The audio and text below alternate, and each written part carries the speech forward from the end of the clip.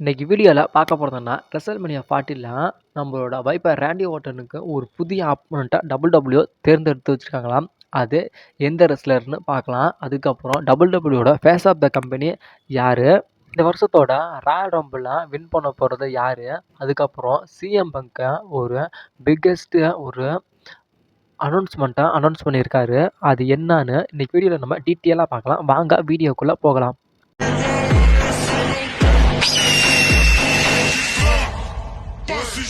WWE WrestleMania 40ல ராண்டி ஓர்டனுக்கான ஒரு புதிய பிளானை WWE போட்டு வச்சிருக்காங்களாம். அது என்ன பிளான்னா, ரெசல்மேனியா 40ல ராண்டி ஓர்டன் விசஸ் ஆஸ்டன் தியரிக்கான ஒரு ட்ரீம் மேட்சை ரெசல்மேனியா 40ல நடத்தலாம் அப்படின்னு சொல்லிட்டு WWE முடிவில் இருக்காங்களாம். அப்படி Randy Orton versus Austin Theory match நடக்கலைன்னா, Randy Orton versus Cody match WrestleMania 40ல நடக்கும் அப்படின்னு இப்போக்கி சொல்லப்படுது. இந்த நியூஸ் இப்போ வரைக்கும் ரூமராக தான் போயிட்டு இருக்கே தவிர இது கன்ஃபார்ம் நியூஸ் கிடையாது. ஒருவேளை Randy Orton versus Austin Theory match WrestleMania 40ல நடந்தால் இது உண்மையிலுமே நல்லாயிருக்கும்.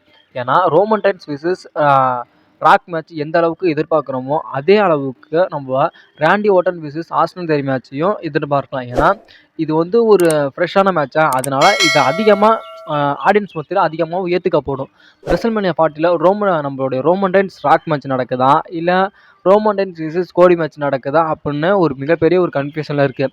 இந்த சூழ்நிலை ராண்டி ஓர்டன் விசஸ் ஆஸ்டன் தியரி மேட்சை WWE நடத்தலான்னு இருக்காங்க. வெயிட் பண்ணி பார்க்கலாம். ரெசல்மேனியா 40ல நம்மளுடைய ராண்டி ஓர்டனுக்கு எந்த ஆப்போனண்ட்டை WWE சூஸ் பண்ணி வைக்கிறாங்க அப்படின்னு நம்ம வெயிட் பண்ணியே பார்க்கலாம். நெக்ஸ்ட் நியூஸாக, நம்மளோட பாபி லாஸ்லியும் நம்மளோட ஸ்ட்ரீட் ப்ராஃபிட்டும் சேர்ந்த ஒரு நியூ ஃபேக்ஷனை உருவாக்குனாங்க. அந்த நியூ ஃபேக்ஷனுக்கு நம்மளுடைய WWE இப்போ பேர் வச்சுருக்காங்க.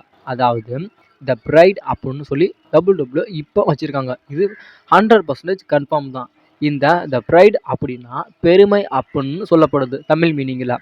WWE இந்த பெருமை அப்படின்னு சொல்லி நம்மளுடைய ஸ்ட்ரீட் ப்ராஃபிட்டும் நம்மளுடைய பாபி லாஸ்லிக்கும் வச்சுருக்காங்க. இதை உண்மையிலுமே இதை பெருமைப்படுற அளவுக்கு நம்மளுடைய WWE இந்த டீமுக்கு புஷ் தருவாங்களா அப்படின்னு நம்ம வெயிட் பண்ணியே பார்க்கலாம்.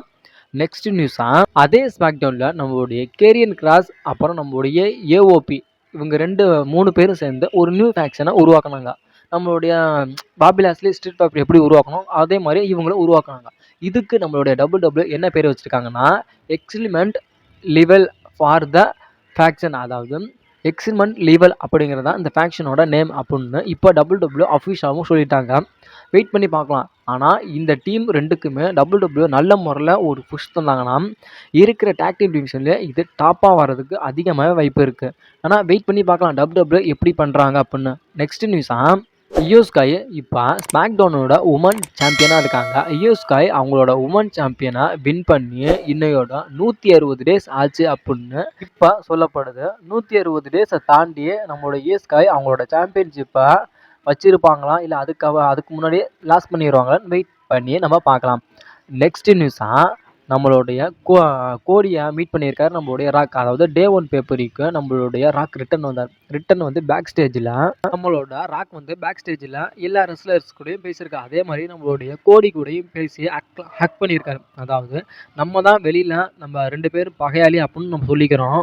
ஆனால் இவங்கெல்லாம் ரியல் லைஃப்லேயே ஒரு க்ளோஸான ஃப்ரெண்ட்ஸாக தான் இன்னமும் இருக்காங்க. நம்ம நினச்சோம், ஐயோ நம்மளுடைய ராக் ரிட்டர்ன் வந்துட்டாரு, அப்போ கோடிக்கு ஆபத்து, ரெசல்மேனியா 40ல ரோமன் ரெயின்ஸ் கூட நம்மளுடைய ராக் மோதிட்டா அப்போ நம்மளோட கோடியோட நிலைமை என்ன அப்படின்னு நம்ம பதறணும். அப்படிலாம் எதுவுமே கிடையாது.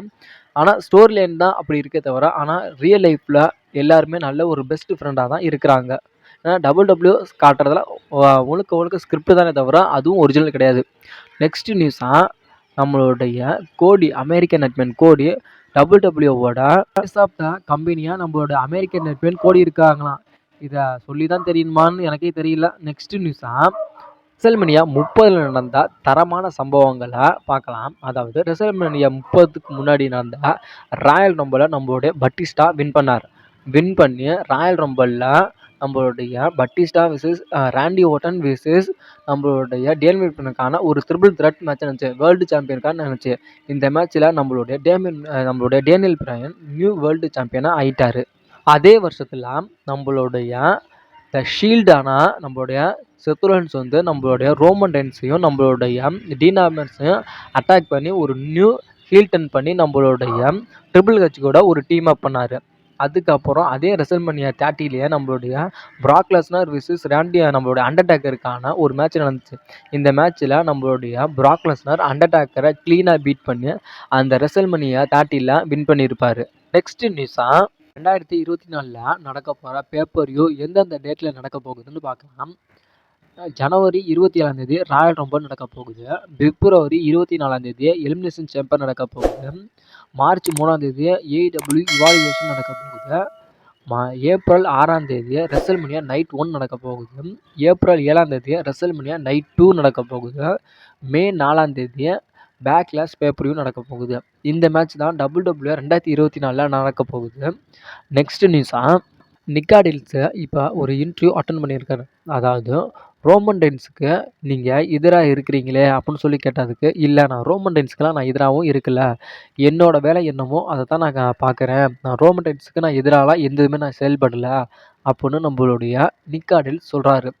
ஏன்னா இப்போ ரோமன் ரெயின்ஸை கேட்காம நீங்கள் பேப்பர்வியூ எல்லாம் கன்ஃபார்ம் பண்ணுறீங்களே அப்படின்னு கேட்டதுக்கு, நான் ரோமன் ரெயின்ஸை நான் கேட்கணுங்கிறதுக்கு எந்த ஒரு அவசியமும் கிடையாது, நான் ஸ்மாக்டவுனில் நான் ஜென்ரல் மேனேஜர் இருக்கேன், என்னோடய வேலை என்னமோ அதை நான் கரெக்டாக பார்க்குறேன், நான் ரோமன் ரெயின்ஸுக்கு நான் எதுவுமே நான் பண்ணல, என்னோடய வேலை என்னமோ அதை நான் பார்க்குறேன், என் வேலையில் குறுக்க யார் வந்தாலும் சரி நான் ஏறி மிதிச்சு போய்கிட்டு தான் இருப்பேன் அப்படின்னு சொல்கிறாரு. நெக்ஸ்ட் நியூஸாக உங்களோட ரேமன் ஸ்டுடியோ இப்போ இன்ஜுரியிலேருந்து ஃபுல்லாக க்யூர் ஆகிட்டாரு. அநேகமாக ராயல் ரம்பலில் உங்களோட ரேமன் ஸ்டுடியோ சஸ்பென்ஸாக ரிட்டன் வர்றதுக்கு அதிகமாக வாய்ப்பு இருக்குது. நெக்ஸ்ட் நியூஸாக 2024 நடக்க போகிற ராயல் ரம்பலில் ஏஜே ஸ்டைல் தான் வின் பண்ணுவார் அப்படின்னு ஒரு ரூமர் போயிட்டுருக்கு. இது எந்த அளவுக்கு சாத்தியம்னு தெரில, நம்ம வெயிட் பண்ணியே பார்க்கலாம். நெக்ஸ்ட் நியூஸாக ஏஇடபிள்யூவில் டோனி கான் எனக்கு ஒரு ஃபுல் ஃப்ரீடம் தந்தான் அப்படின்னு சொல்லி நம்மளுடைய ஸ்டிங்கை இப்போ சொல்லியிருக்காரு. இது எந்த அளவுக்கு சாத்தியம்னு தெரில, அதனால் சிரிப்பு தான் வருது. நெக்ஸ்ட் நியூஸாக WWE ரா ஸ்மாக்டவுன் அப்படின்னு 2 பிராண்ட் வச்சுருக்காங்க. இந்த ரா அப்படிங்கிறது WWE ரா அப்படிங்கிற பிராண்டை கொண்டுட்டு வந்து இதோட 31 வருஷம் ஆச்சு அப்படின்னு இப்போ WWE இப்போ அஃபிஷியலாக சொல்லியிருக்காங்க. நெக்ஸ்ட் நியூஸாக இருக்கிற மெர்கண்டைஸ் சேல்ஸ்லேயே, அதாவது Randy Orton, CM Punk, Rock, Roman Reigns இவங்க எல்லாத்தையும் பின்னுக்கு தள்ளி நம்மளோட R-Truth மெர்கண்டைஸ் சேல்ஸ் தான் இப்போ டாப்பில் இருக்குது. அதாவது ஜட்ஜ்மெண்ட் இல்லை இணையறேன் அப்படின்னு சொல்லிட்டு, அதாவது டிஷர்ட்டாக இருக்கணும் அந்த இது இப்போ நம்பர் 1 இடத்துல நம்மளுடைய R-Truth மெர்கண்டைஸ் சேல்ஸ் தான் இப்போ WWE ரொம்ப சேல்ஸ் ஆகிட்டு இருக்கு. நெக்ஸ்ட் நியூஸாக லாஸ்ட் அண்ட் ஃபைனல் அப்டேட்டாக நம்மளோட சிஎம் பங்க்கு நம்மளோட செத் ரோலின்ஸை பற்றி ஒரு விஷயத்த சொல்லியிருக்காரு. அதாவது செத் ரோலின்ஸ் வந்து உண்மையிலுமே ஒரு டேலண்டான ரெஸ்லர். அதாவது WWE நம்மளுடைய செத் ரோலின்ஸை சாதிக்க வேண்டிய எல்லாத்தையுமே நம்மளுடைய செத் ரோலின்ஸ் சாதிச்சுட்டான். அதாவது அவன் ஒரு ஃபைட்டிங் சாம்பியன் அப்படிங்கிறத அடிக்கடி நிரூபிக்கிறான். அதாவது எல்லா ரெஸ்லருக்கும் வாய்ப்பு கொடுக்கணும், எல்லா ரெஸ்லருக்கும் ஆப்பர்ச்சுனிட்டி தரணும் அப்படின்னு சொல்லி நினைக்கிறான். அதாவது இதுக்கு முன்னாடி இந்த ஷீல்டு அப்படிங்கிறதுல இருந்ததுலேயே நம்மளுடைய ரோமன் ரெயின்ஸ், நம்மளுடைய செத் ரோலின்ஸு, நம்மளுடைய டீன் ஆம்ப்ஸ் இவங்க 3 பேர் தான் இருந்தாங்க. இந்த ஸ்டீலை உருவாக்குனதே நான் தான். இந்த ஸ்டீலில் இருக்கிறப்ப 3 பேருமே ஒரு டேலண்டான ரெஸ்லர். இப்போ நம்மளுடைய அந்த டீமில் இருந்த டேலண்டான ரெஸ்லர்ஸில் நம்மளுடைய டீன் ஆம்ப்ஸ் வந்து இப்போ ஏஇடபிள்யூல ஒரு நல்ல ஒரு பொசிஷன்ஸில் இருக்கான். அதே மாதிரி இப்போ ஸ்மாக்டவுனில் நம்மளுடைய ரோமன் ரெயின்ஸ், அதாவது உங்களோட ட்ரைபல் சிப் வந்து அண்டர்ஸ்புடிட் யூனிவர்சல் சாம்பியனாக இருக்கான். ரா பிராண்டில் செத் ரோலின்ஸ் வந்து வேர்ல்டு ஹெவிவெயிட் சாம்பியனாக இருக்கான். இவங்க எல்லாத்துக்கும் குரு யாருன்னா அது நான் தான். இந்த ஷீல்டு அப்படின்னு ஒன்று உருவாக்கலைன்னா WWE இவங்க இருந்த இடம் தெரியாமல் ஆயிருப்பாங்க அப்படின்னு இப்போ நம்மளுடைய சிஎம் பங்க் சொல்கிறாரு. அது இல்லாமல் சிஎம் பங்க் சொன்னது எந்த விதத்துலையுமே பொய்யே கிடையாது. ஏன்னா ஷீல்டு அப்படின்னு ஒன்று உருவாக்குனது யாருன்னா அது நம்மளுடைய சிஎம் பங்க் தான். அந்த ஷீல்டு அப்படின்னு ஒன்று உருவாகாமல் இருந்துச்சுன்னா நம்மளுடைய ரோமன் ரெயின்ஸ், நம்மளுடைய டீன் ஆம்பர்ஸ், நம்மளுடைய செத் ரோலின்ஸ் இருந்த இடம் தெரியாமல் போயிருப்பாங்களா அப்படின்னு கேட்டால் கண்டிப்பாக போயிருப்பாங்க. இந்த ஒரு நிலைமைக்கு காரணம் யாருன்னா அது முழுக்க முழுக்க நம்மளுடைய சிஎம் பங்கே சேரும். இன்றைக்கி ரெஸ்லிங் நியூஸ் அவ்வளோதான் ப்ரோ. வீடியோ பிடிச்சிருந்துச்சுன்னா வீடியோக்கு ஒரு லைக் பண்ணிட்டு நம்ம சேனலை மறக்காமல் சப்ஸ்கிரைபரே பண்ணுங்கள் நண்பா.